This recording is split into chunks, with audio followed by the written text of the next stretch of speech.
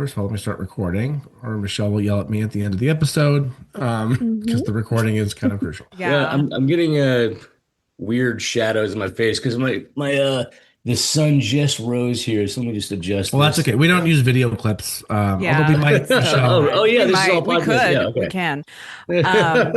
I did Oh, for really God's like your sake, no. shirt though. Your shirt Oh is yeah, really cool. my Japanese exorcist posters. That Yeah. is so cool. Yeah, I saw a friend of mine wearing it. I'm like, give me that, take it off. Nice.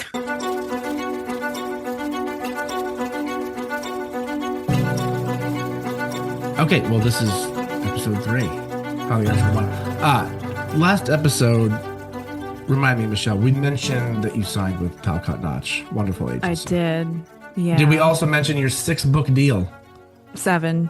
It is a 7. I knew it was a 7-book deal. I knew it was a 7-book deal. I was wondering if you were going to correct me, joking. add that extra book.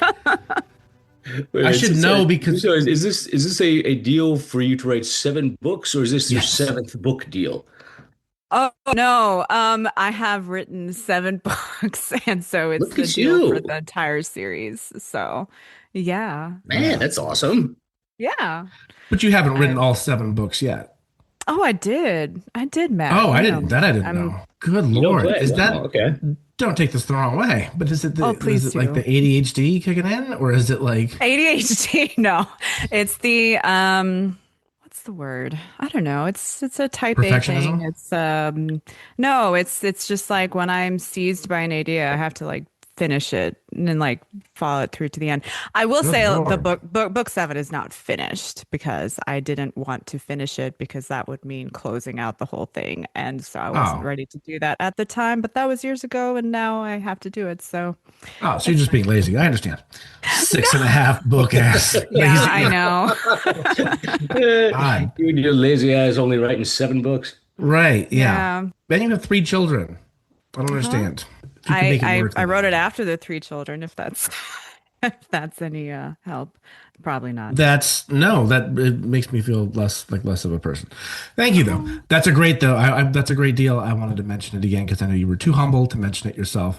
Well, my intro has been fractured, but the voice that you have been hearing in the background is screenwriter Ian Shorr, very popular. He has written such films as Infinite with Mark Wahlberg. He wrote the series. Splinter. Yeah, thank you, Michelle.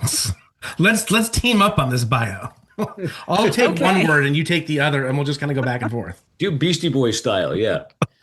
This is such an unserious podcast, and that's why we have all these great loyal listeners. Lots of feature films, but wanted to bring him on because of his recent deal for 71 minutes, which sold to Sony. Jason Reitman is producing and TBD director, I believe, but Ian will fill TBD. us in on all that. Ian, thank you for being here. Hi guys, Yeah. thanks so much for having me.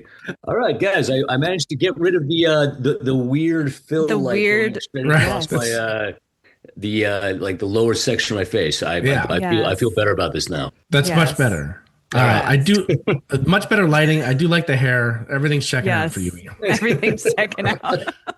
Uh, so 71 minutes, huge spec sale by any metric, but especially in this economy. How did it? I read in one of the articles that you had co-developed it, or was an idea based on somebody from Boulder Light. Tell Yeah. us how that kind of came about. So that was an idea brought to me by an executive named Lewis Winters, who's works at Boulder Light. I went in for a meeting with him 2 years ago, and he pitched me kind of the broad version of what became 71 Minutes. And to give you the basic concept of this movie, it's a thriller that takes place in real time about a guy who wakes up buried alive in a coffin with amnesia. He has no idea how he got there, no idea who he is. Somehow manages to dig himself out, discovers he's out in the desert at 3 o'clock in the morning, being hunted by strange armed people trying to kill him, and figures out that they're trying to kill him because they're vampire hunters and he's a vampire. And the sun's coming up in 96 minutes. There's nowhere to hide. And like the entire movie is a gigantic chase, like Fury Road style. Wow. So he pitched me that. I'm like, hell yeah, that is absolutely a movie That's like it's like five movies I love in a blender. Right. We should have him protecting a kid of some kind. Give it some emotional stakes. We should really lean into the ticking clock of the sunrise. We should build out this whole mythology around the bad guys that we just tell entirely through visual storytelling. Hmm. We should originally I was like, we should do it all in one shot. We should do it like 1917. Like that was the one the one ambitious thing that we wound up pulling back on. We Uh-huh. got rid of the one shot thing, but uh, anyway, he asked me like, do you want to spec this for me?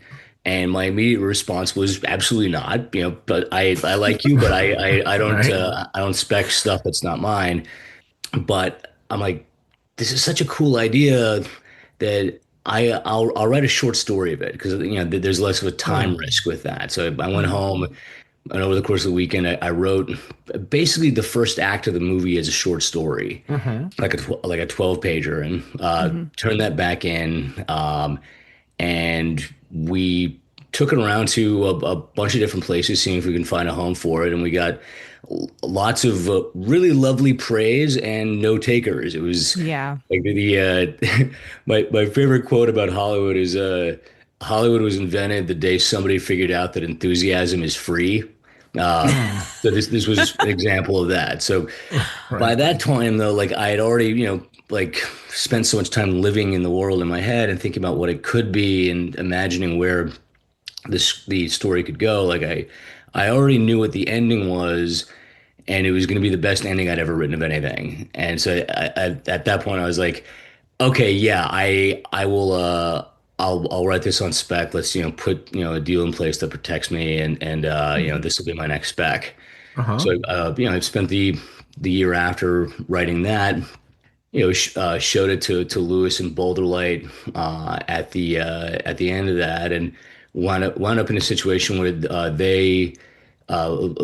Boulder Light has a big deal with Paramount. They run essentially Paramount's version of New Line now, like Mhm. this thing called Paramount Hmm. Primal that does their I think they like to call it premium pulp. They're like it's their genre arm. It's like what Hmm. Dimension used to be Mm. for Weinstein. Anyway, they took that place as a territory, and they said, you can have the rest of the town to to pick and choose your producers. So my my team didn't realize that they were going to do that. They thought it was going to be an exclusive thing. So when they realized that was happening, they did something really rare, which is they carpet bombed the town with the script. Like most Mhm. scripts that go out these days, because the spec economy is so rough. Yeah. Most of the time they don't do like a carpet bombing approach. They'll be super targeted. Like my Hmm. last thing, the shark movie Shiver had an extremely targeted approach going in. We never went Right. wide with it. We just showed it to some producers and put it together step by step internally. With this, it became 1996 all over again. Like we were partying like it was the Clinton years. So we took it out to I don't know how many people. 26 producers raised their hands on it. Next thing we knew, we were Sorry, in a 26 Wait, producers? 26? 26, yeah, to 20, Like the number 20 26. It's a yeah. So lot. I don't know how many like we went out to. I know it was a lot, and 26 producers came back raising their hands saying, "Yeah, we want to buy this, which is or we want a territory for this. We want to take this in somewhere." Yeah. And the problem is there's only like 15 buyers out there. Right. So some of these guys were going to go home empty-handed. So we had to have the conversation of who's going to get what territory. The script got taken in by those producers into buyers, and we wound up in a four-way bidding war for it, and ultimately decided to go with Sony with Jason Reitman producing. That's a pretty rare structure, right? Yeah.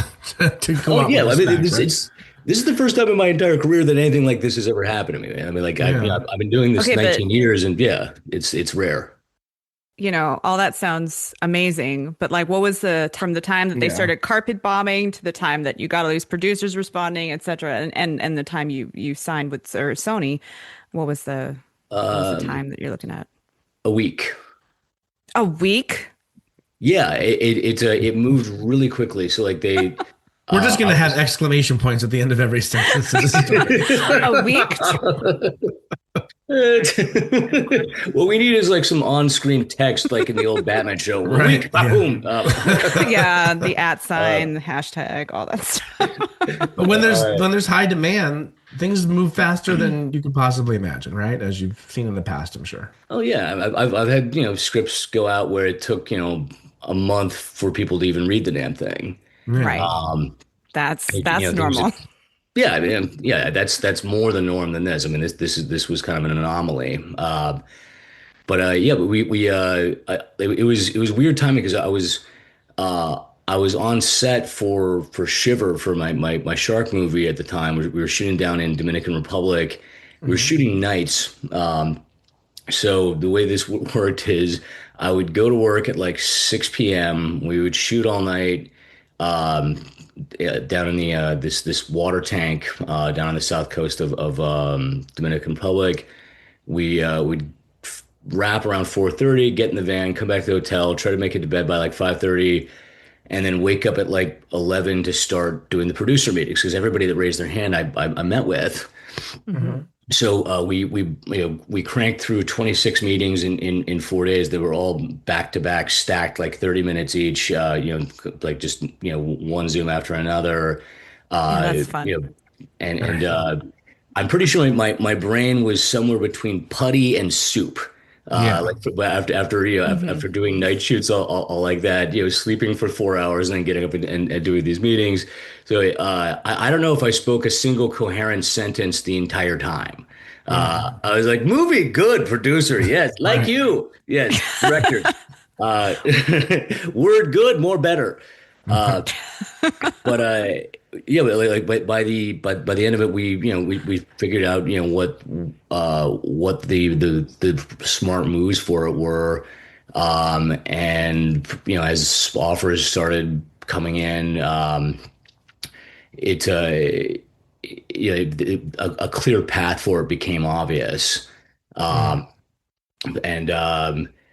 in a way, like with the decision to go with Jason Reitman and Sony was sort of a homecoming for me because I part of the reason I'm a filmmaker is because I saw Ghostbusters when I was 5, and I storyboarded the whole movie with crayons and printer paper. Like I created this What? 50-page document, Wow. like laying out each scene. Now I'm a terrible artist. I can't draw worth shit. So like, do you see this big squiggly line here? That's Bill Murray. Right.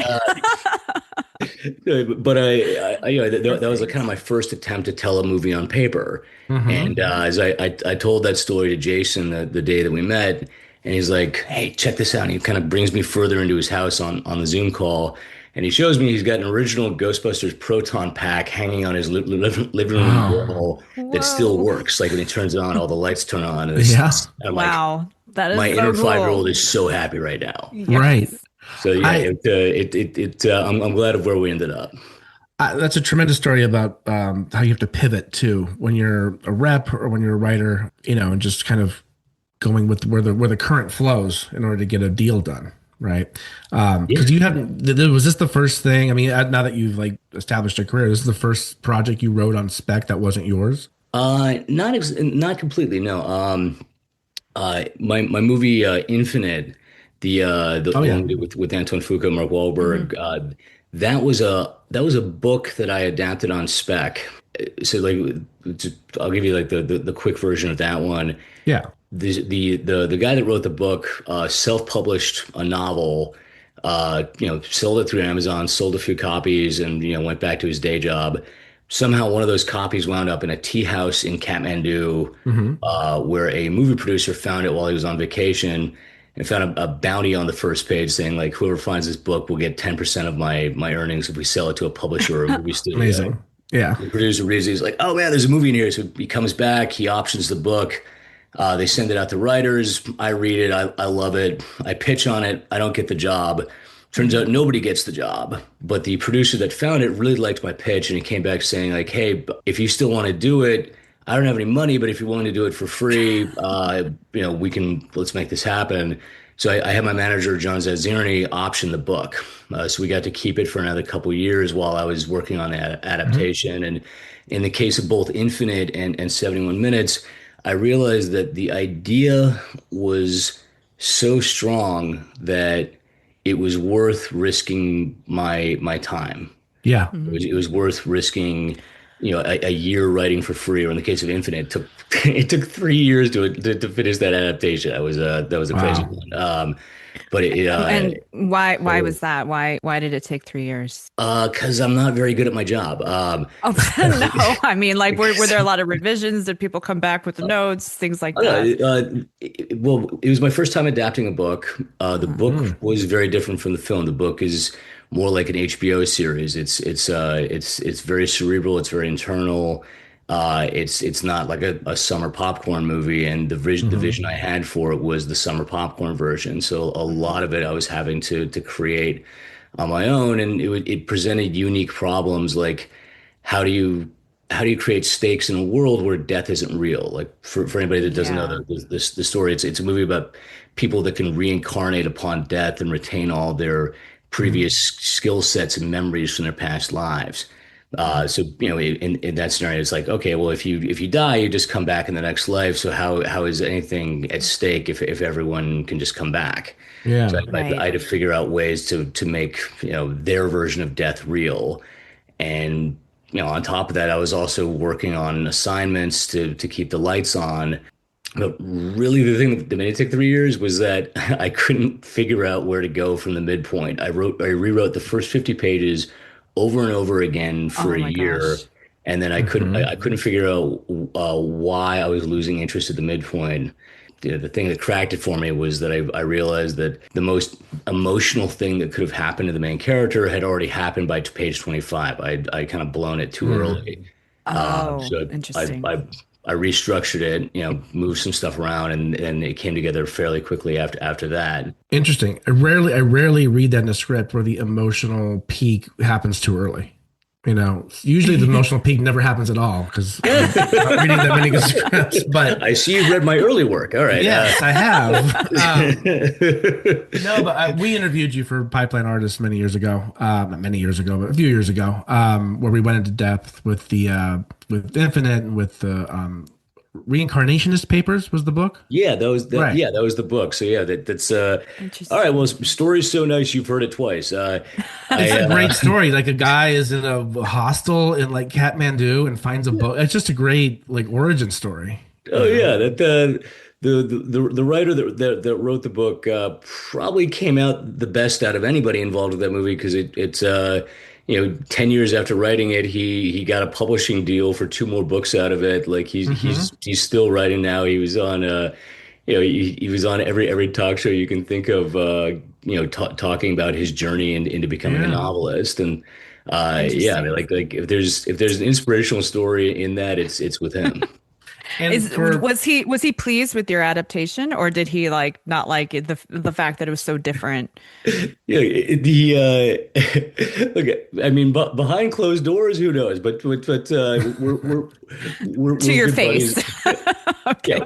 we're good buddies. In the lead up to the film, he joined my Burning Man camp, and he was he had an offer for a publishing deal that was contingent on the movie starting production, and Paramount kept being on the fence about whether or not they were actually going to start shooting the movie. They kept waiting and waiting, and the day they finally pulled the trigger and said yes, we are officially rolling cameras. Eric, the writer, had already gone off to the desert to help build our camp.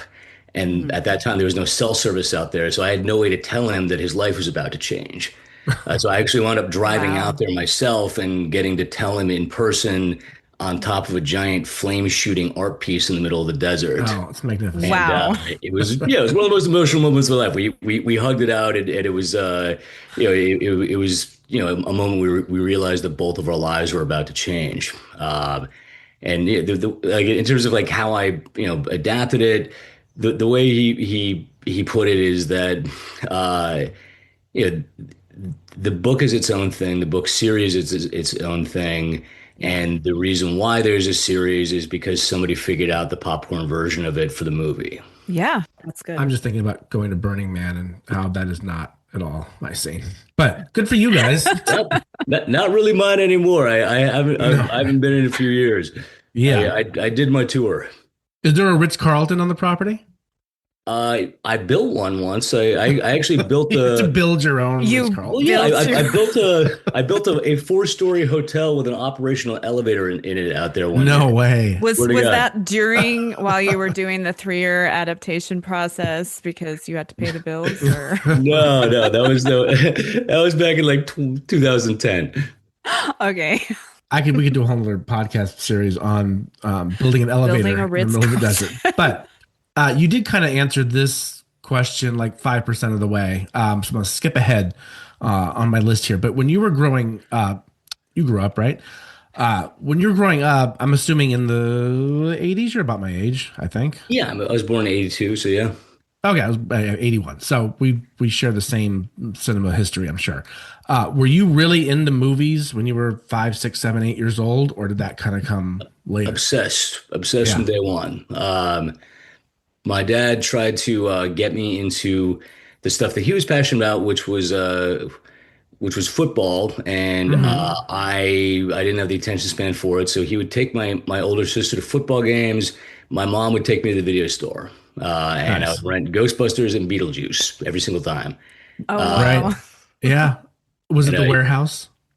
What was your local video rental store? Was it Blockbuster? Blockbuster? It was some tiny rental store back in Tucson, Arizona. Oh, okay. Oh. But when we were 10 years old, we moved to Park City, Utah, Hmm. and the that was '92, so it was the year of Reservoir Dogs and El Mariachi, Oh, and wow.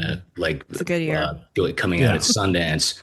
So like I started going to Sundance every year from age 10 onward, and becoming obsessed with independent filmmaking. And I wrote my first feature when I was 12 and printed it out, Mhm. took it around Main Really? Street, like waiting for directors to come out of the Egyptian You're just theater. like, I've got a I'd be And you like, would script hey, give for it, you. I got a you script. would Like, give it to him?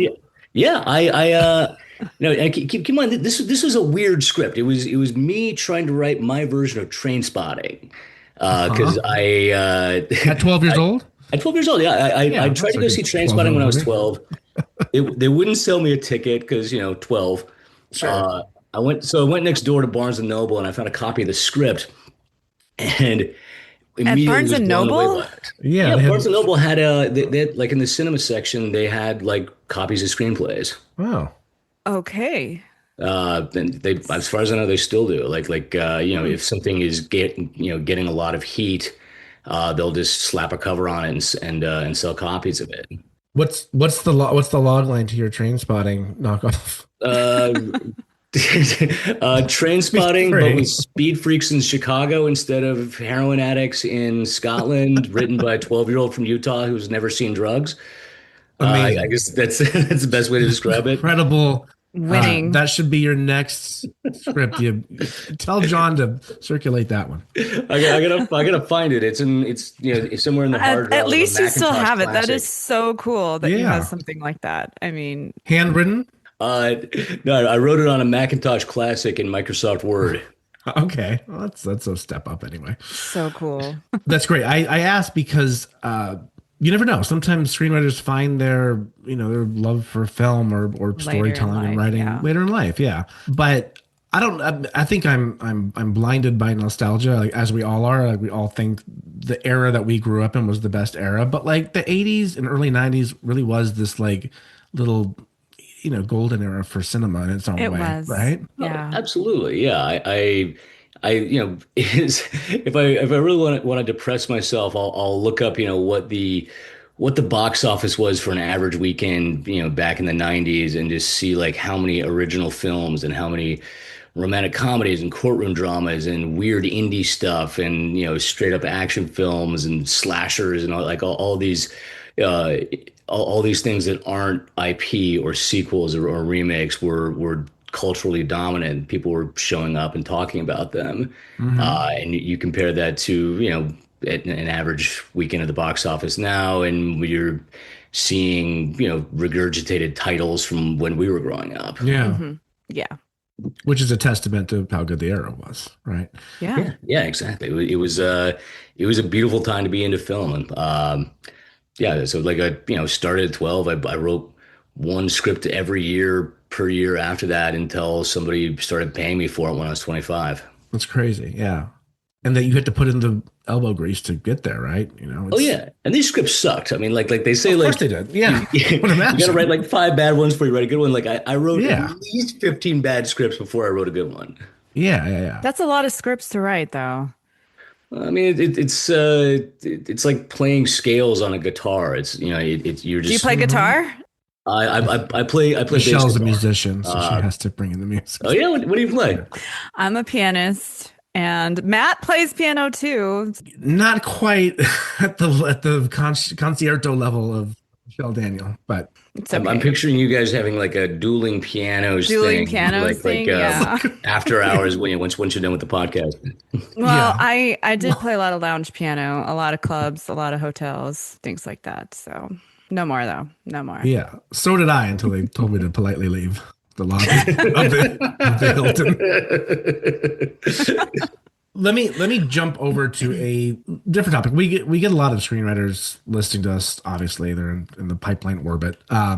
They're very confused right now. The newer ones. I don't know if you've noticed. Screenwriters become very fractured. Like we're old enough to remember when there was remember when they had the Hollywood Creative Directory, right? Where you would go there, you'd see which managers and agents are looking for material. There were resources online. We actually had one many years ago called the Writers Database, where you could actually query certain managers who were open to new material through the site, and that was all very nice. The publishing world still has all that, and there's a process, and it's clear, and there's a roadmap for writers. Screenwriting doesn't have that anymore, and nobody has any idea like what to do, right? I don't know if you've noticed on social, but they're clearly confused. If I'm a screenwriter and I have a legitimately decent script, how am I getting it to a manager now? It's got to be a combination of things, obviously, but what's kind of the go-to through your POV? I would have killed to have the resources that we have now when I was growing up. Mm-hmm.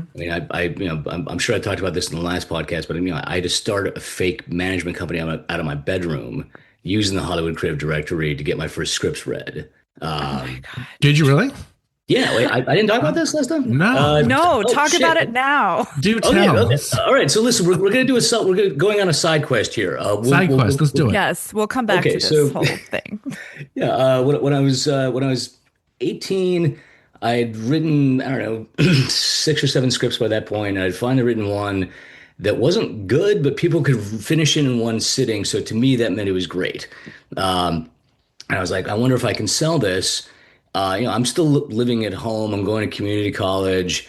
I don't have an agent, don't have a manager, don't have a lawyer. I've got nothing except for the Hollywood Creative Directory, the old phone book of producers' numbers.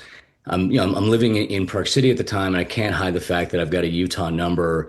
So I create a fake management company called Sundance Literary Management.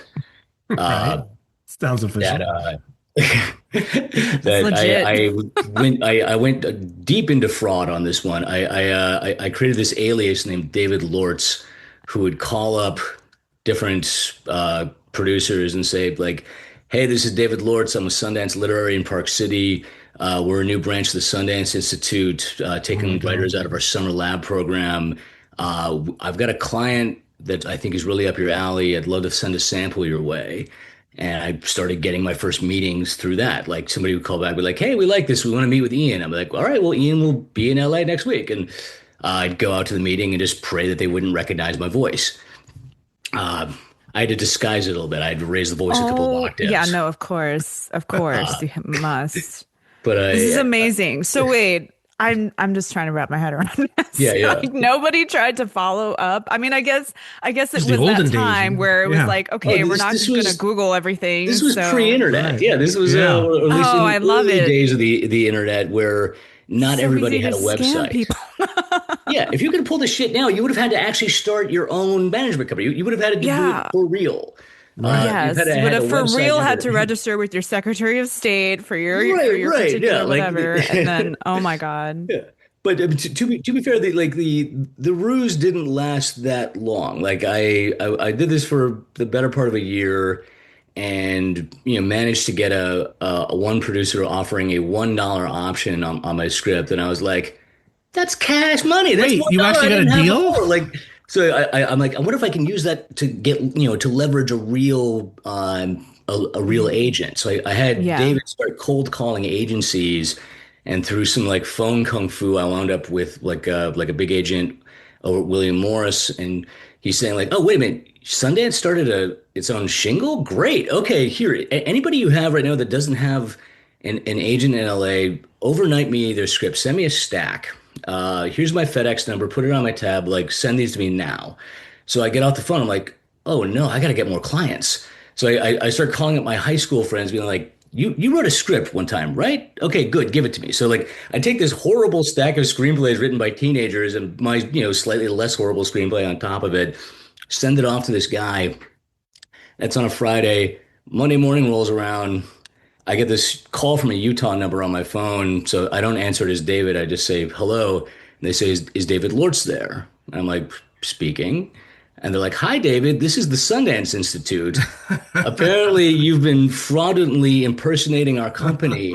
I'm like, "Shit!" So I hang up on those guys and I get on my bike. I ride to community college and I just sweat all day long. And when I come out at the end of the day, I discover there's a cease and desist letter from Sundance's lawyers sitting in David's email box threatening to sue me. So at that point, I'm like, I'm going to retire from management and just focus on writing. Right. So I went off to film school and got my career going the normal way. But there was a scheme you could pull for a brief shining moment in time before everybody was Googleable.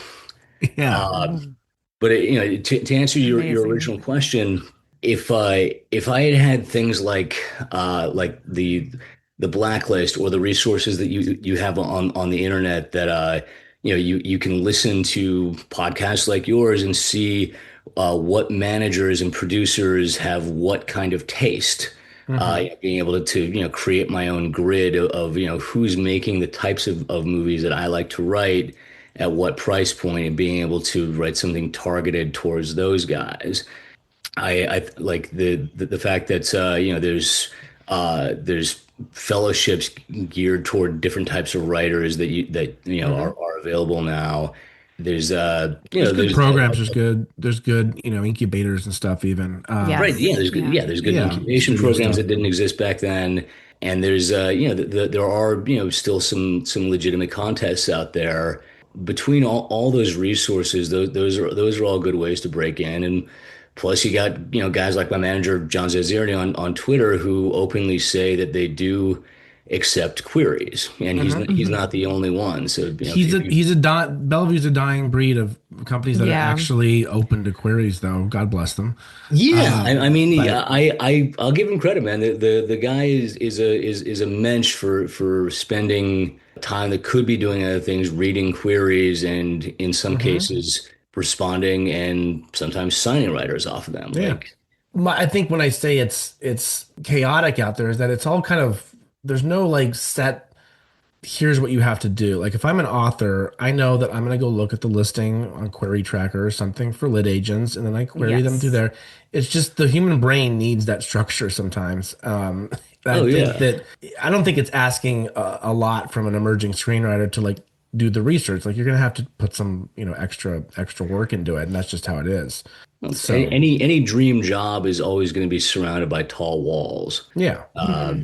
and like in the case of Hollywood, it's the process for breaking in, I think, is intentionally Byzantine. Like it's a very closed world, Yeah. and it's an especially hard time to break in right now because the industry is contracting. But there have always been inroads. There's always been paths, and there always will be. yeah. And on the industry side of things, like obviously we work closely with Bellevue. I think over the last 3 or 4 years, they've signed the majority of all the writers that we've gotten signed over the last 4 years, right? So most of them have gone to Bellevue. Um, some of them are doing very well, and they're number one on the blacklist and so forth, which is great. But I don't want to say the onus is on the industry too, but like the industry could do, some managers out there could do more to like put feelers out with legitimate platforms and say, hey, send me like your top two scripts every year and just at least take a look. I feel like not a lot are doing that as much as they could. Some of them don't really need to do that because they get plenty of great material, regardless, or they have, plenty of clients they're focused on. But it's kind of a give and take a little bit. Oh yeah, But it's mostly on the writers, to be no, honest. I think that like there's I think that more could be done on the industry side to create inroads uh for talented writers. And I think that like it's a self-perpetuating cycle that we're in right now because Hmm. uh, the industry has all these blocks up because so much of what they get submitted isn't ready for submission. Mhm. So like if I'm looking at this on each end of the spectrum, yeah, like you said, I think that like on the industry side, having that invitation of hey, send me the best two things that you read last year by an unrepped writer, and on the writer's side, if if there were to be some kind of cultural sea change, which I have no idea how this would happen, Mhm. uh, where writers were willing to vet the hell out of their concepts and send out only the stuff that they have sent through multiple layers of quality control. Like Mhm. because so many people send out first drafts, so many people send out Right.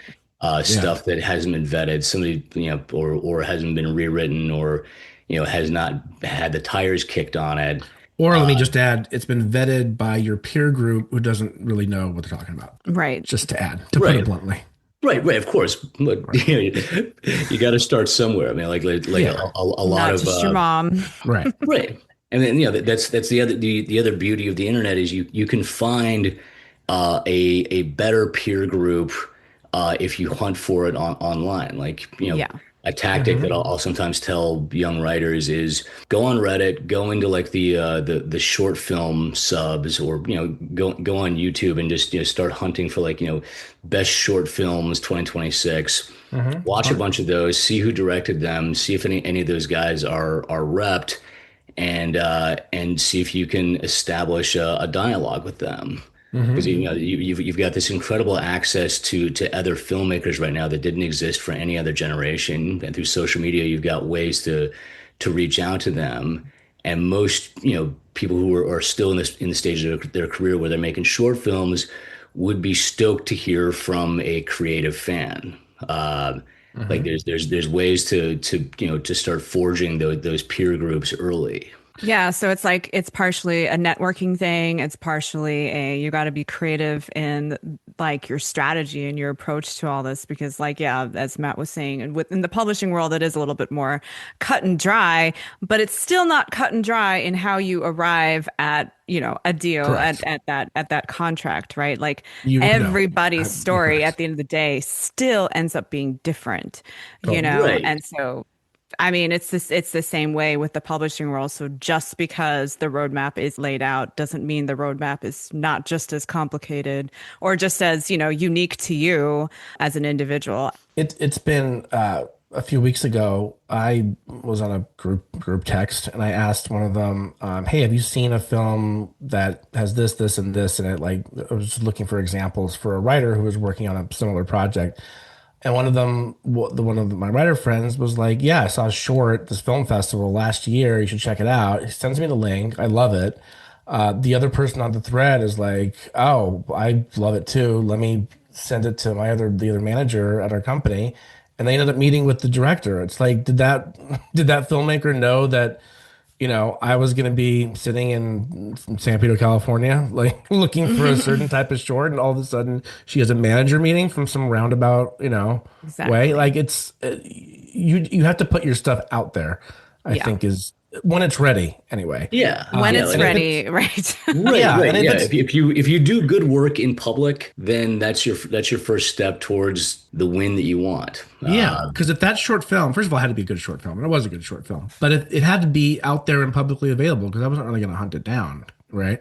So you Right. have to kind of create the path of least resistance for industry too, if you want them to kind of find you somehow, right? Yeah, you Yeah, have to have, and now you have to have an online presence. Like, back when we were all growing up, Yeah. we didn't necessarily have to do that. But now you kind of, you have to have a You website. do, You have to, but some people can shoot themselves in the face and bury their career by yes, saying dumb that is stuff very on social true. media. oh But you yeah. have to be professional. You have to think, who the hell is going to look at this? And there's Yeah. always the possibility that someone who's going to make or break your career is going to look at it. And Yeah. I, People I've hate had to doing that scrub too. my comment history on my socials several times. Being like, oh wait, apparently back in 2009, I thought it was a good idea to take a massive shit on this filmmaker. Okay, let's get rid of that. Yeah, yeah, yeah. gone.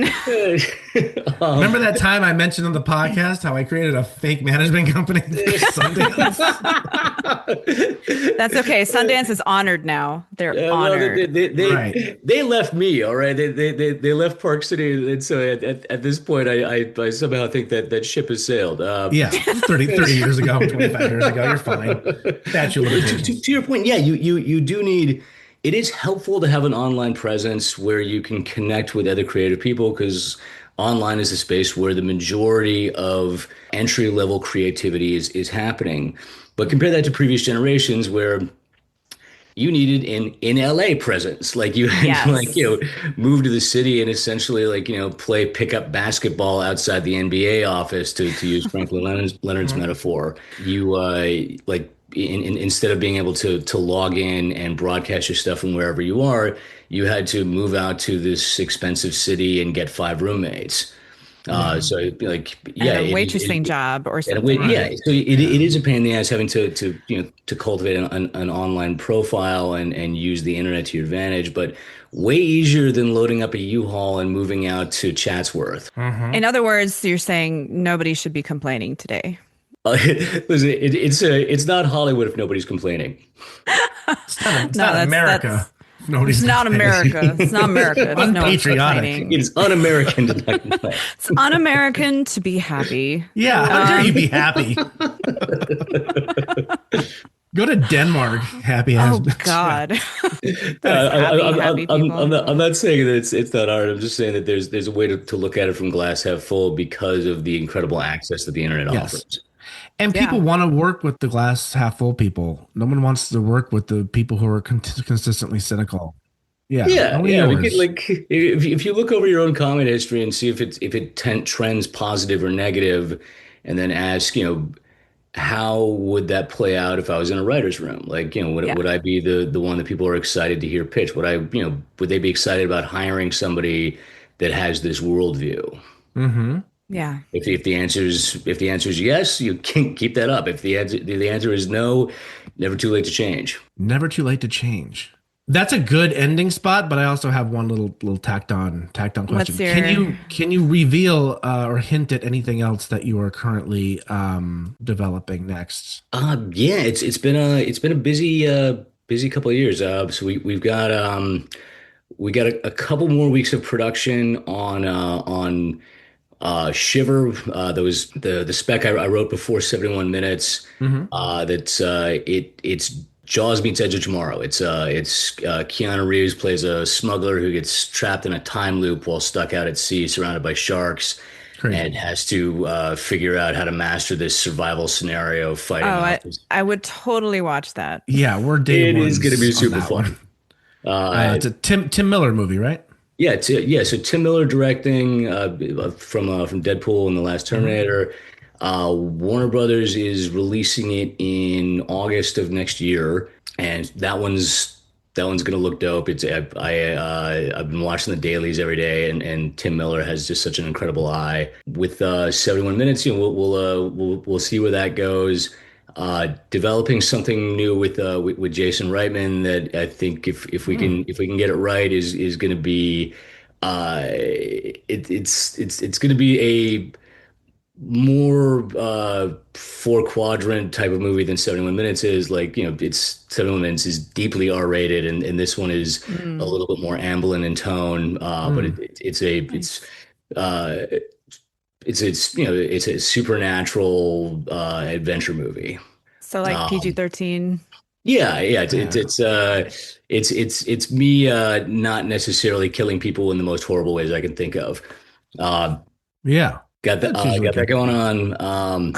I'm writing a creature feature over at Sony that is hopefully going to be getting going soon.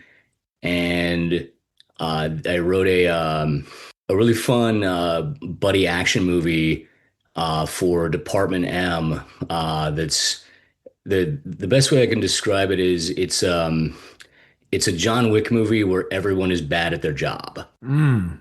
It's That Sounds sounds fun. good to me. it's yeah that one is going to be that's going to be delightful if we can get it done. Cool. Yeah. That's awesome. I love it. Sounds like you're extremely busy, and that's great. And every writer probably who's listening will want to be you by the end of the episode. So Let them be jealous. Let them. they can be jealous, and then be that can mired just in motivate their- them yeah. to work harder and network more and stop complaining and be glass half full. No, Yeah. nothing wrong with venting. It's my only advice on that is do it in the group chat and not in the comment thread. Yeah, don't do it out in the World Wide Web. Do it on your I can tell you too. Some things don't even belong in the group chat. Some things belong in your own sweet little head. in your own head, Just in your leave it diary, there. on paper. Matt? What did you write? Oh, I say something offensive at least 3 or 4 times a day, on multiple group chats for that matter. I keep all my offensive receipts. No, Ian Shorr, thank you for your time. Thank you for the little nuggets of development Wisdom. Development wisdom, but also like the sneak peek at things to come. I always like a good Yes. sneak peek. Yeah, well, thank you so much. This was such a pleasure. 71 minutes, hopefully coming soonish. But Shiver Soonish? Question mark? Shiver will be the next one up. Indeed. That's All right, Ian, thanks so much. awesome. Thank you so much. All right, take care.